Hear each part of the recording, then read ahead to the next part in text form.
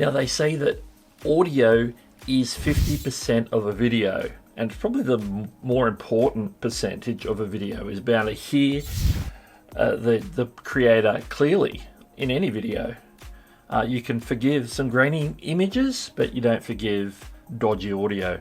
So today, with that in mind, we're going to review a microphone from a company that does a lot of creator microphones and headphones and different things, and that's a company called Fifine, and this is the K688 Dynamic Microphone. So we're going to unbox it first of all. This is the box it comes in. Now I'm not showing you the top of the box because it has a shipping label on it. So I'm just going to pop it open and just sort of spin it around right now. And we start off with the old K688 Fifine user guide. That's going to come in handy later. And this is one of the better user guides in my opinion, just from initial. Look at that nice instructions with visuals.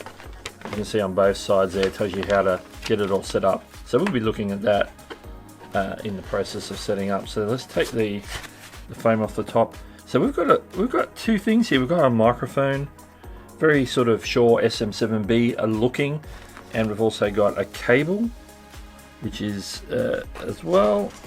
Let's get everything in, and a little ring adapter for mounting. And let's pull the mic out itself. Just make sure we've got everything. Know what's exactly in the box. And that's it for the box. There's nothing else under there, as you can see. So what we'll do is we'll get the box out of the way, and then we'll, with the box out of the way, let's have a look at the microphone first of all. Now it has this own little sort of it's a built-in shock mount, because the mount that you can mount to like a desk stand or a microphone stand, a boom arm, any of that. So you got that. The adapter helps you adjust to a smaller size if you've got the smaller size variety to plug into there, but so you should be catered for. Now you can see here we've got this is USB-C, and it's also XLR, so you can plug it straight into your computer using USB-C, hence the cable, or you can plug it into like an audio desk, like a Rodecaster Pro or Rodecaster Duo, Rodecaster Pro 2, or any other sound desk that you might be using, running the XLR out of that. And you've also got a little headphone jack there. I should bring this closer to the top down there. Headphone jack there, that would be for monitoring. This is all off the top of my head without even having a look at the instructions. There's a couple of dials there.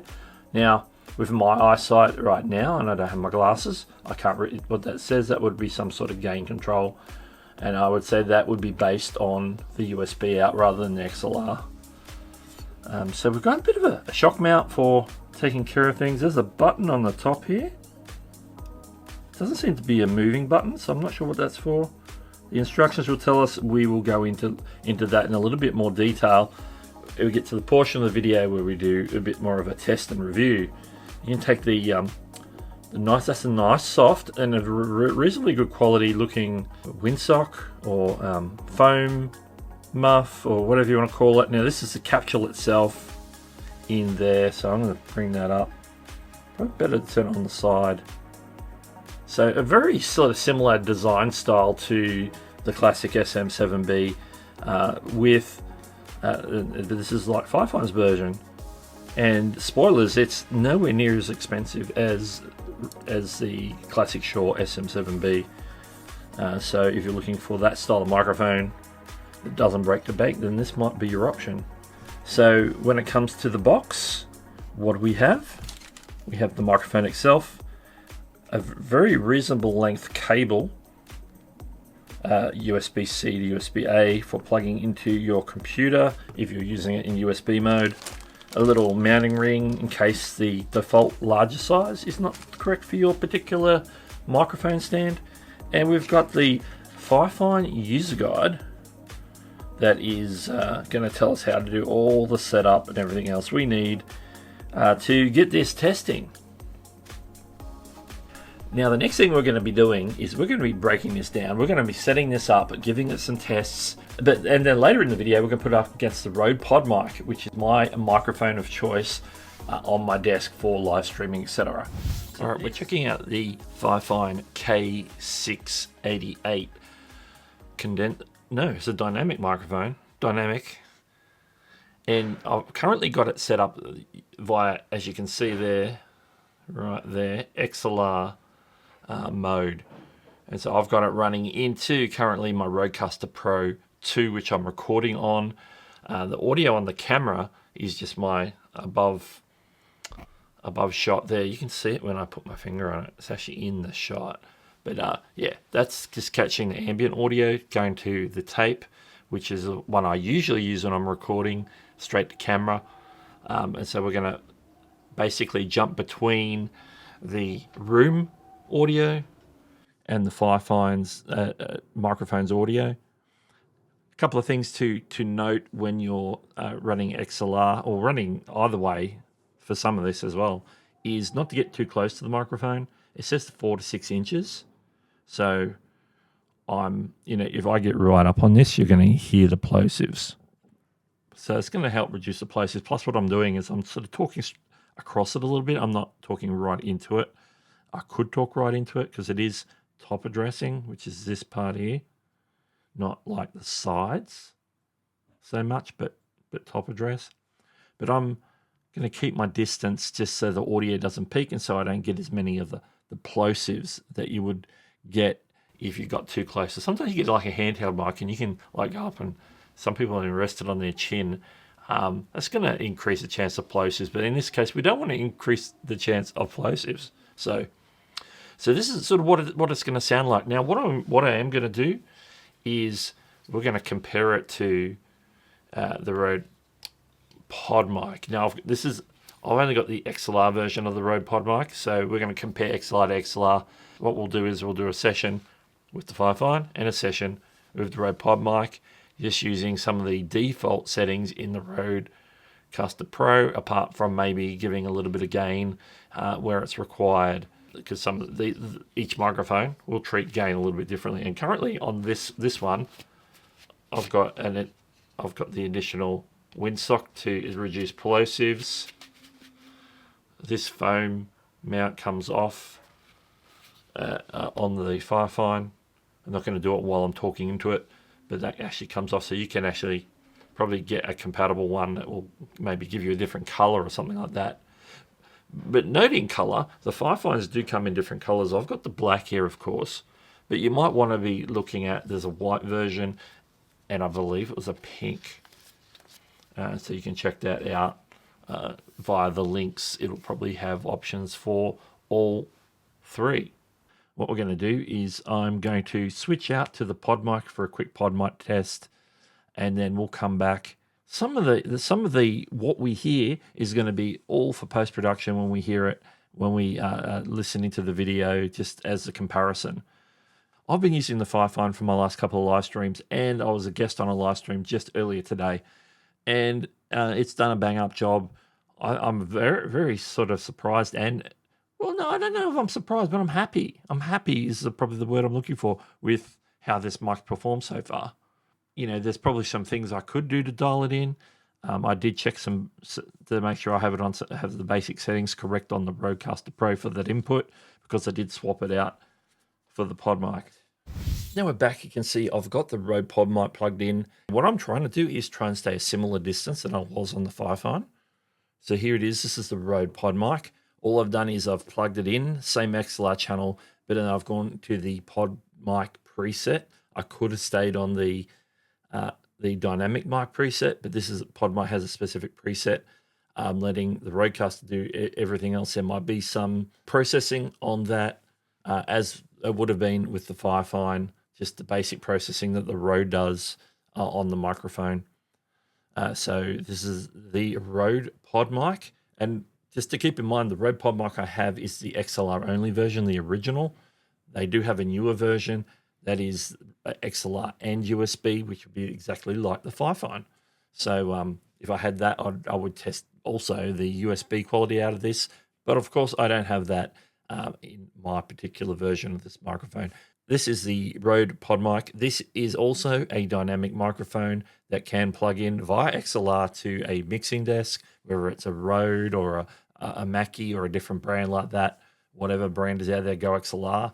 Whatever your mixing desk of choice is, if you are using XLR, of course. So this is the Rode PodMic. You're listening to the Rode PodMic. Back to Doug. So let me know what your thoughts are after listening to both. Are they comparable? Are they similar? Does one sound better than the other?